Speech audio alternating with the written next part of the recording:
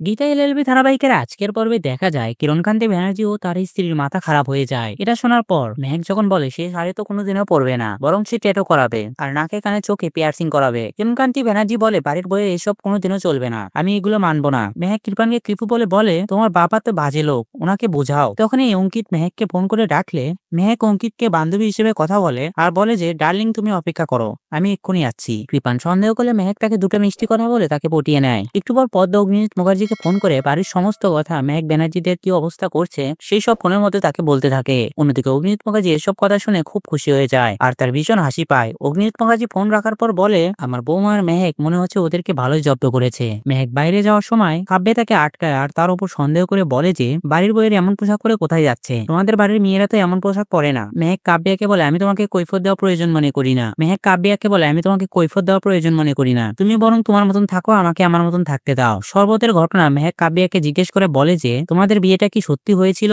মেহেক বলে ভজন মিত্রের মোবাইলে কিছু ছবি আছে, সেগুলো দেখে নিও, বুঝে যাবে। তখনই মেহেক চলে গেলে ভজন কাব্যের কাছে এসে বলে তোমার সন্দেহ হচ্ছে তো, আমারও তো হচ্ছিল, কিন্তু ছবিগুলো দেখো বিয়ে তো হয়েছে মনে হচ্ছে। কিন্তু যে মেয়েটা সবসময় পরিবারের বিরুদ্ধে কেস রয়েছে সেই মেয়েটা কোনোদিনও তার পরিবারের মেয়েকে এ বাড়িতে বিয়ে করে আসতে দিবে না, কিছু তো একটা গন্ডগোল নিশ্চয়ই আছে। কাব্যা বলে ভাত খাবারের পর ফুলসজ্জা আসলে সব নাটক ধরা পড়বে, বিয়েটা সত্যি হয়েছিল নাকি মিথ্যা। কিরণকান্তি ব্যানার্জি অগ্নিমিত মুখার্জিকে ফোন করে কমপ্লেন করে আপনার মেয়ে ড্যাং ড্যাং করে দৌড়ে বেড়াচ্ছে, বাড়ির বউ হওয়ার একটা নিয়ম মানছে না, লাখ লাখ টাকা উড়িয়ে দিচ্ছে, আবার বলছে ট্যাটু করাবে। মেয়েকে বাড়ির বউ বানিয়ে কিরণকান্তি ব্যানার্জি যেন নাজেহাল হয়ে গেছে। কিরণকান্তি ব্যানার্জি কথাগুলো শুনে অগ্নিমিত মুখার্জি সেই জিনিসটা ভালোভাবে বুঝতে পারে। কিরণকান্তি ব্যানার্জি একা বোঝাতে না পারলে তার স্ত্রীকে ফোনটা দেয়। সে তারপর শুরু করে মেহেককে নিয়ে কমপ্লেন্টের লিস্ট। এও বলে মেহেক নাকি বলেছে ভাত খাবে, স্মুদি খাবে, কেমা খাবে, ব্রেকফাস্ট খাবে, আবার নাকি মটন বিরিয়ানিও খাবে বলেছে, আবার বলেছে নাকি বিকিনিও পরবে। কিছুটা এমন ভাবে তারা স্বামী স্ত্রী দুজনে মিলে মেহেকের বিষয়ে কমপ্লেন করতে থাকে। অগ্নিমিত মুখার্জি ফোনটা রাখার পরে ইরিনের সাথে এইসব বিষয়ে কথা বলে ভীষণ মজা পায়। এই কথাগুলো ভেবে তখনই প্রলয় এসে অগ্নিমিত মুখার্জিকে বলে যে তুমি সবসময় গীতাকে অপমান করেছো,